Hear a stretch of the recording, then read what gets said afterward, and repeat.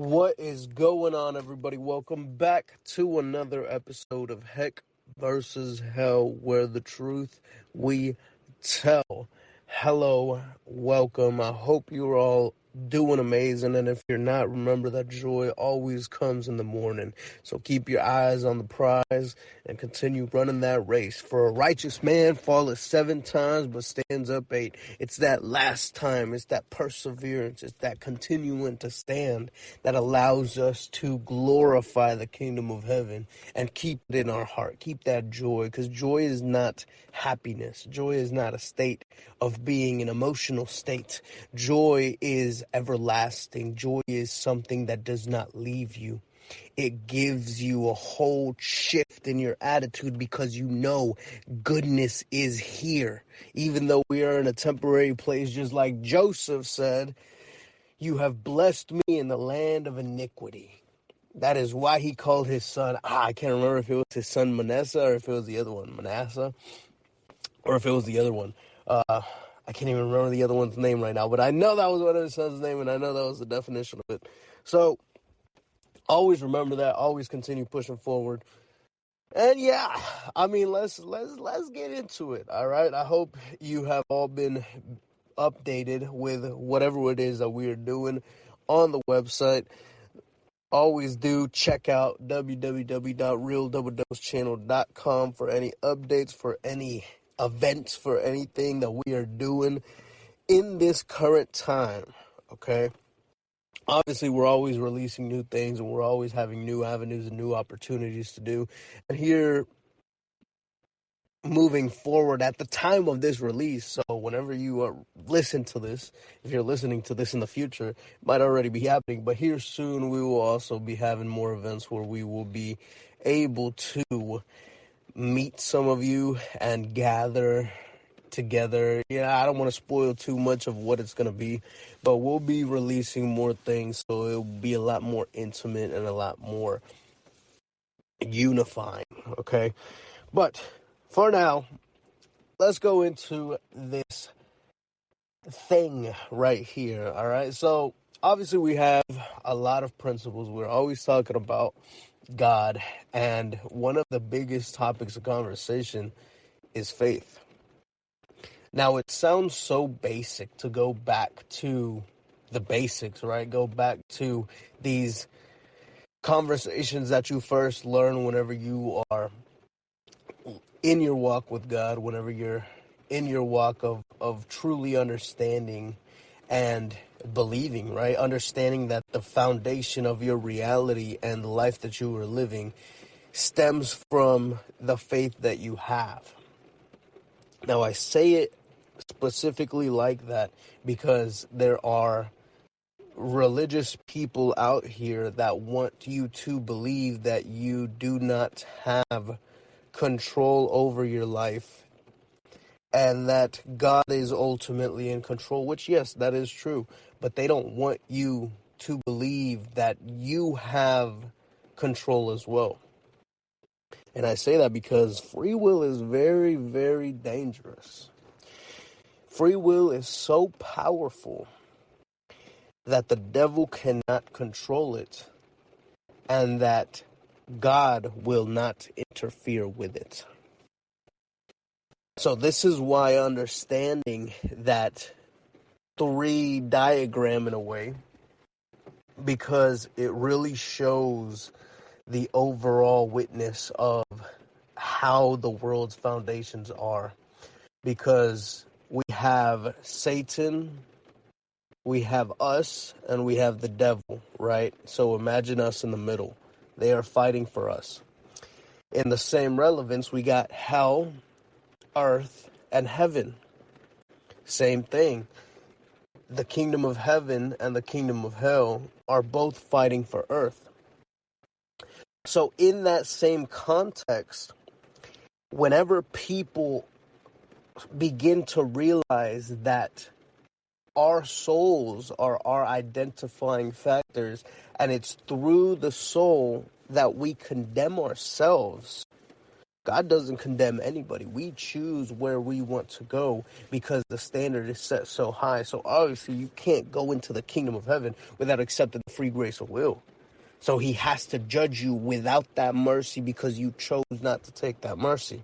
Okay, so that's what I mean whenever I say, for anyone that misinterpreted it, that I say we willingly go into hell because of that main reason. Because Christ did all the work. Christ put himself in that position.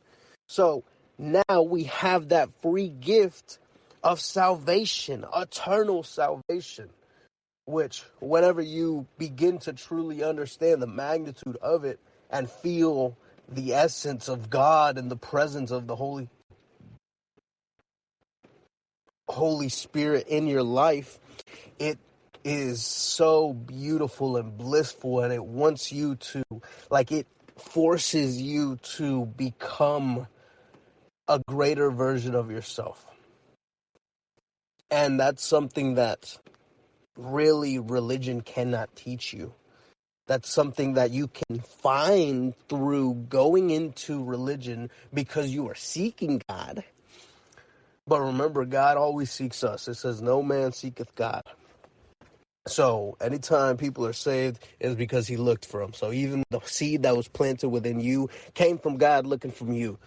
So even whenever it comes to us sharing the word, we are being used as God's vessels to reach out to these people. Nobody seeketh God. No man seeketh God. But understanding that it is an ultimate battle for the soul is one of the biggest principles. So we have earth as the biggest aspect of what is being fought for. We have the soul as to what is being fought for between Satan and God. And that's where it really shows how humbling God is and how much of a loving God he is, to the point where he even gives us that choice, right, for us not to choose him. Because if we stayed in the Garden of Eden and he didn't allow the enemy to come in and deceive our great, I'm not even going to go into Adam and Eve, we wouldn't have even had a choice. And it's not to say it would have been manipulation, but there would have been no other voice besides God for us to listen to. Meaning there really wasn't a choice. Like we were, if that were the case, we were limited in our free will. I'll put it that way. Our free will was limited because there was no will for us to choose anything else. We would have been direct images and mirrors of God. So being able to enter the world and be kicked out of the kingdom of heaven is where that free will comes from. So God even opened the gate to the enemy in order for us to have free will.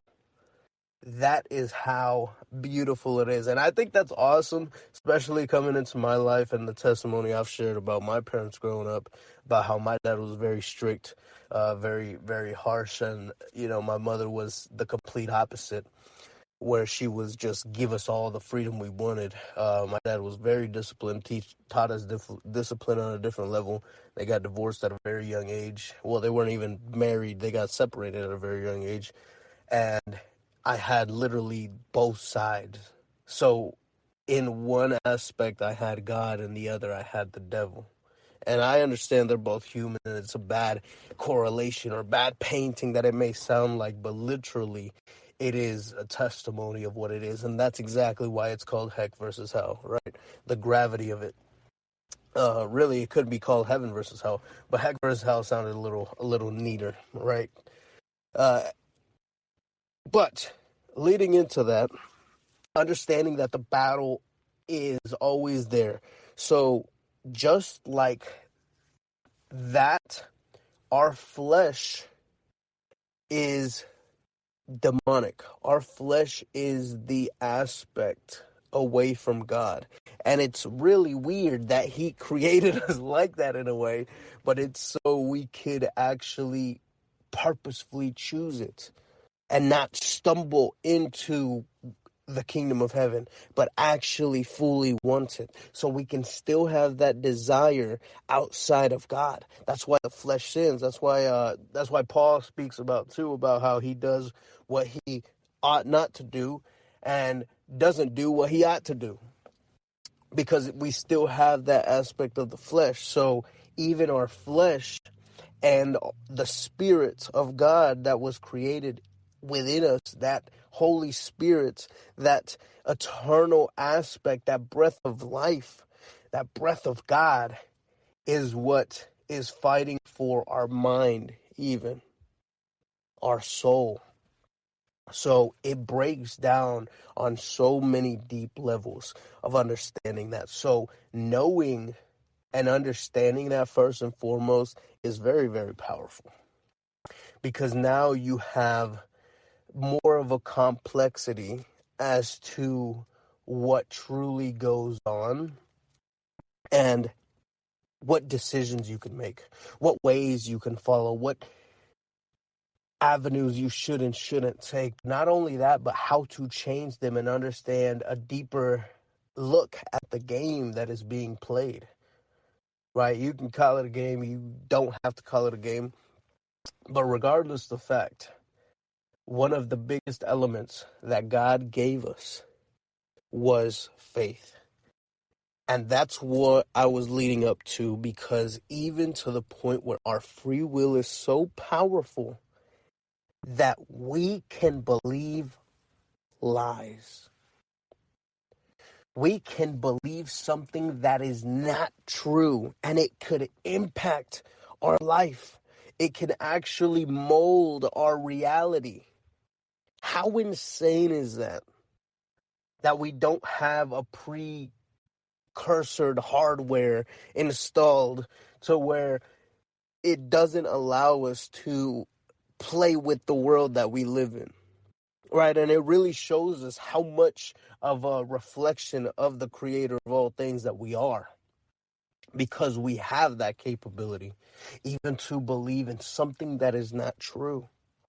That's why whenever it comes to different people that teach self-help and teach, all this type of guru stuff about affirmations and all this other stuff. Now, I say the fake ones, okay? I know there's aspects, whatever, the word is very powerful, and that's why I say it that way, because all of this is, kind of the knockoff principles of what God teaches. So they will teach you, hey, tell yourself, look at yourself in the mirror and give yourself affirmations. I am a millionaire. I am a millionaire. I am a millionaire. So it's not until you believe it that it comes to be so. And in the same way, but, kind of dissecting that, you are poor because you believe you are poor. And that's why we need to ramp up that God Ain't Broke little mini-series that we had going on, Lex and I, on the True Seekers Mastermind Alliance, because understanding that God did not want us poor. We have the whole New Testament aspect of how the disciples had no money, about how Christ had no money. And Christ's faith, because he's God, he kind of had a cheat code, but really it was the humility of, I say that, but it was showing us too that we are capable of it. He didn't need it. He didn't need it in order to amplify the message. Now, we don't really need it either, but it could still be a beneficial tool for it. So, understanding that even whenever it comes to certain aspects where Solomon says that the wicked store up wealth for the righteous, what righteous out here right now has wealth that they took from the wicked? I have not seen a righteous millionaire or billionaire. I don't think ever. Like, where are these people? So the wealth that is being stored up is just constantly being stored and stored and stored and stored and stored and stored and stored. So when is it going to get to the point where it shifts hands again? Because we were indoctrinated into believing that that is something that we should not attain. But the main thing about this is not for wealth. It's not to go on a tangent about, wicked people. It's to understand that the most powerful if that Christ ever used was if you believe.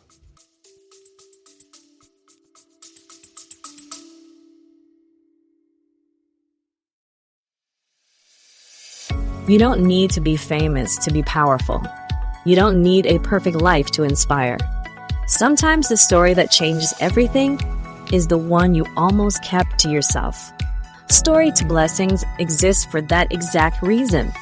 This is a global storytelling experience created by Real Double Dose Channel, where real voices are shared with intention, integrity, and impact. You submit your story once. Audio if you want privacy, video if you want connection. No interviews, no pressure, just your truth. Curated and released through RDDC's broadcast and syndication network.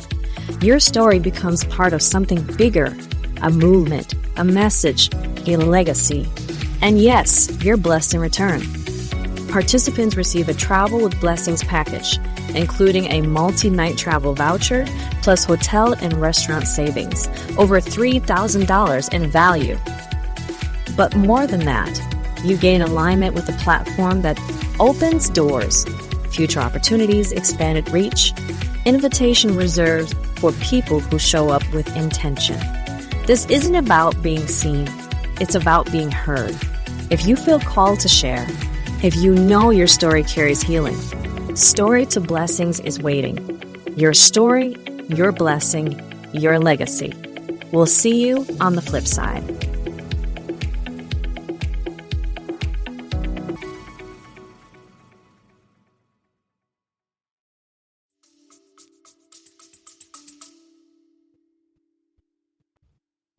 If you believe. This was said to a person that he was performing a miracle on. And the same thing whenever you see it, because you believe. Whenever it came to the woman that had touched his garment.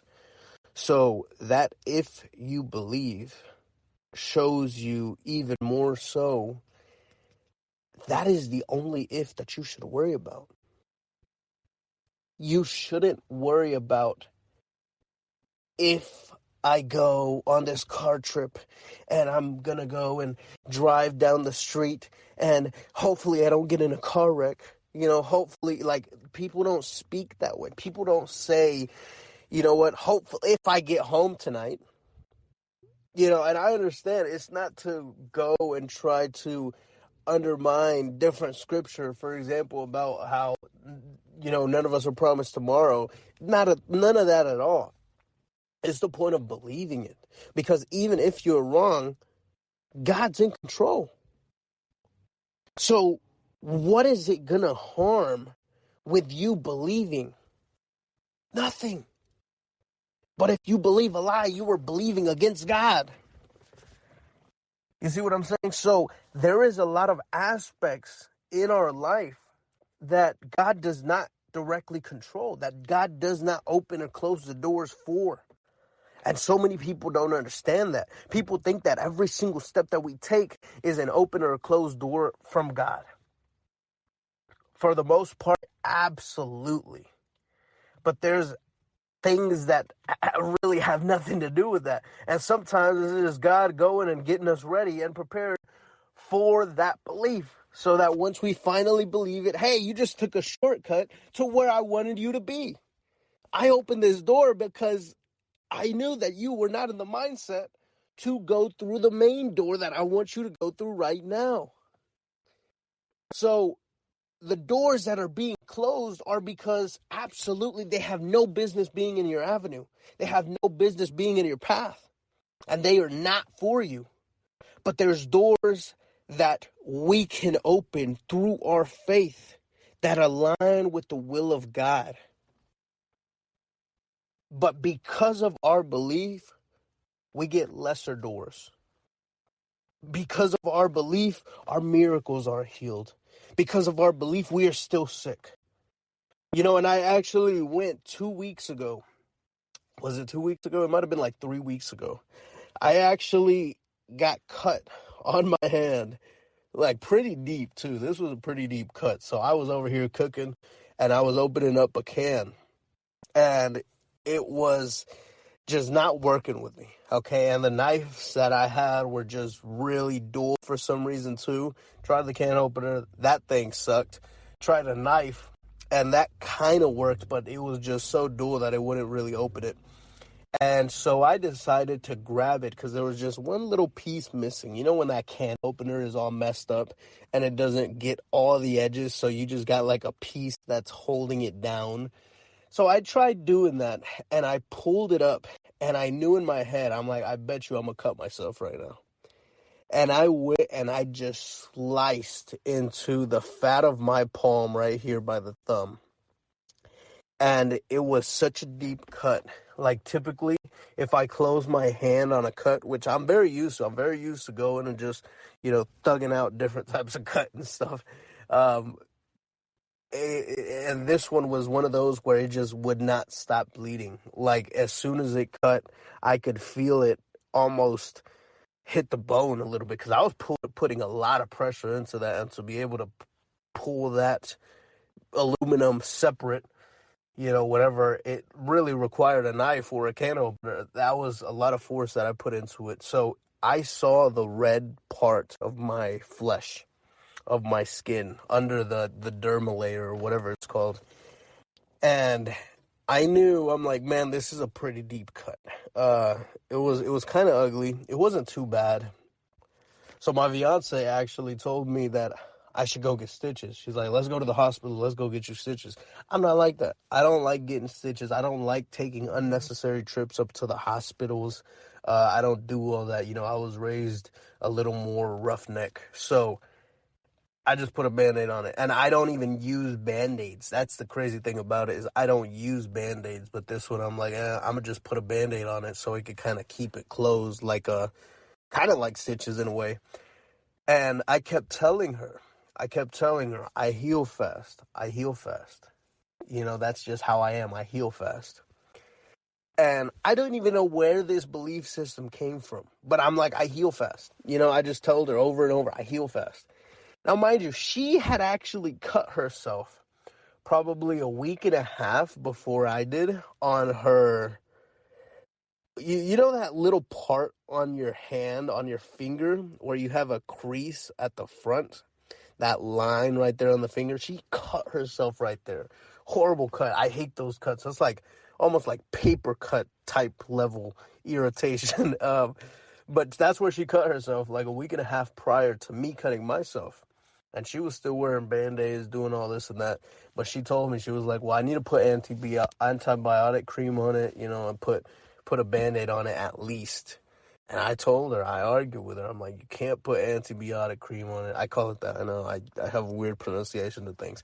You can't put that on it because it's going to stifle my healing. And I'm not going to heal as fast. Like I was out literally, because logically it makes sense. I'm like, it gets in the crack. It doesn't allow the cells to combine. It builds a layer of, inside the cut that doesn't allow the cells to bond together. So I told her that. I'm like, that's not going to work for me. I don't want it. And I'm not going to do it. You're not going to force me to do it. I think she did it one time, like the first one. And so I went and I just kept telling her, I'm like, I heal fast. And I even showed, I showed my mother-in-law. I showed her what it was, the cut, how deep it was and everything. And I told her the same thing. I heal fast. 2 days later, that cut is closed. That wound is no longer open. Like, if I wanted to, I could have pulled and stretched my skin really hard and reopened it, of course. But it was closed. I could still feel a little bit of a pain under the surface, and that might have been from it still healing under, but for it to fully close, like it was fully closed as though it was just a scratch, that was miraculous. And it's not even what I expected, to be honest with you. I expected like a week. And it did take a week for it to be fully healed. But literally, I cut myself that deep, that wide, and I still healed faster than my fiance's cut on her finger. While she was over here nurturing it, taking care of it, putting that cream on it. I think it's a little like lotion or cream kind of thing that's clear. And using Band-Aids constantly. I couldn't wear Band-Aids. I just can't wear Band-Aids. They get in my way. So she did all of that. And mine still healed faster than hers. And I used it as an example. She's still got some healing process that she's going through medically, that I can't disclose. But I still went and used it as an example in my mind. And even to my brother-in-law, because I'm like, that, like, literally it happened because I believed, because I said it was so. I had no doubt in my mind that I heal fast. Now, I didn't put a time as to what fast is, but I had a general outline, and it became true. So, if you believe is literally the heaviest, most important if that Christ gave us, that God has gave us. Because whenever it goes to the law, right, there was an if used a lot. There was an if used a lot by God, by Christ. When it comes to the law, that's more of a contingency if. That's more of a cause and effect explanation. That's not what this was. Whenever Christ gave us, if you believe, he's still giving us cause and effect. But something that can be weaponized to be used in the creation of your reality. And that right there is what the manifestation principles, right? The gurus and everything talk about. That is where it comes from. That is where it stems from. And again, I get so passionate about this because there's people that are not living with God. They are not living aligned to God's will. They are not in a relationship with God, and they are reaping the benefits of his principles and laws that were put in place and that Christ revealed unto us. So, yeah, I'm passionate about it, it's not something that should be. Yet religion has stifled us so much to where it's even set the precedent for beliefs that make, some beliefs that are harder for me to break too. Of understandings of God's mercy, of God's covenant, of all this different guidelines and stipulations, whether I heard it growing up in a Catholic church or heard it from general seeking of trying to understand God more, and kind of what was already there in the sense of even whenever it comes to people having to be super, super holy to be God's people, even that it's we have to be holy, we have to be set apart, we have to be consecrated, but not in the painting or image that is portrayed through religion. People see something that is docile, something that is literally turn the other cheek whenever somebody slaps you, but we forget that Christ spoke in parables, immense parables. Every single thing almost that came out of his mind was parabolic. So how can we go and try to put even docile, subtle weakness and meekness as to what holy should be, And we completely discount the fact that Christ over here grabbed a whip and was whipping people and flipping tables in a righteous anger. I bet you if he would have gone and found, which he might have done on his own time. He might have done a lot of these missions before the disciples even came in the picture. But if he went and he found a brothel that was using children, oh goodness, help those people. That, I don't think that would be a Lord forgive them for they know not what they do type of situation. I think that would be a Lord forgive me for what I'm about to do situation. And even at that, you wouldn't even need to ask for forgiveness because that would be a righteous act. So, oh man, I get too passionate about this, but understanding that because even whenever it comes to that, I no longer hold a lot of those confines. I truly believe, right?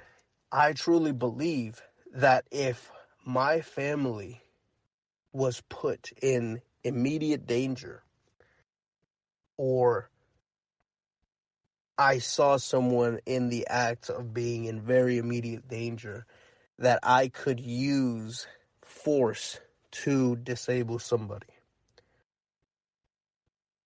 That I could go and, yes, we have the power of the Holy Spirit and we could pray on people, but I still believe that would still be a choice that I could make.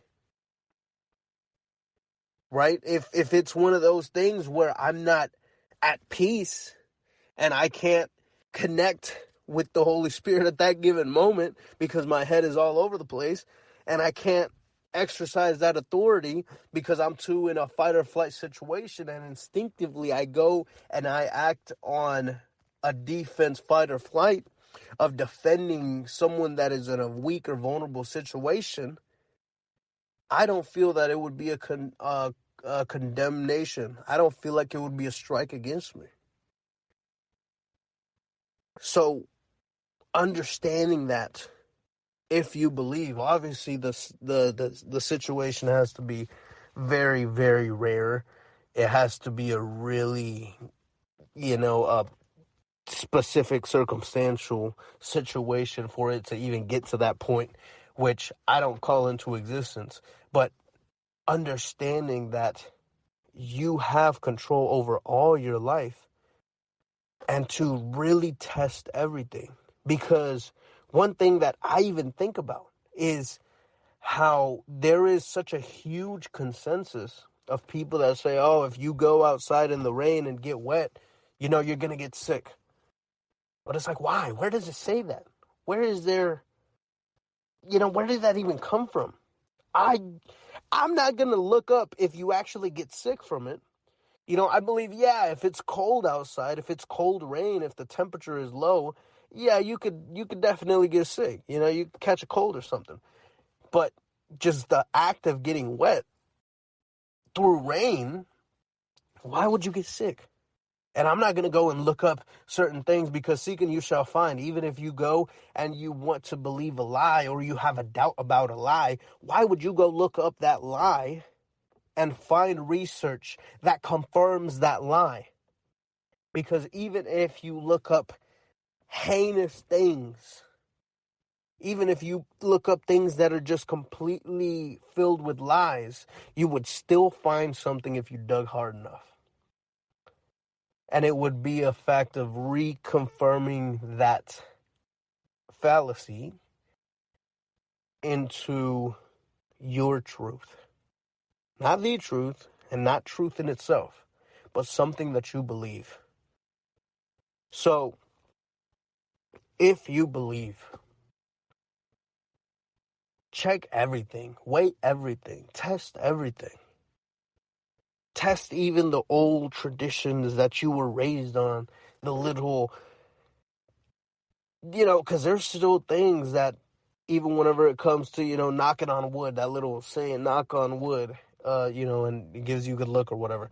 Even that, it's a little superstition, but if it's really not doing anything for you, why keep it? But even things like that, check them. Check them. If it's beneficial and it has actually benefited your life, hey, why not keep it? Because, and that's a different conversation that we're going to speak about too. But